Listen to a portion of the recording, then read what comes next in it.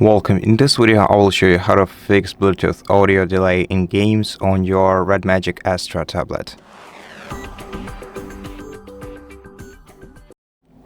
So if you are experiencing an audio delay in your Bluetooth headphones, the only thing that we can really do to fix that is go to settings, then enter the Bluetooth menu, then tap the gear icon next to your Bluetooth headphones, and then change the audio codec. So tap on HD audio and then just switch the codec to another one and tap OK, and then check the audio delay again. Some codecs require more processing times than others, and this is basically the only way that we can adjust the audio delay. For some older headphones, the audio delay will be present even after changing the codec, and it cannot be fixed. It's simply the Bluetooth speed that these headphones support and the codec quality.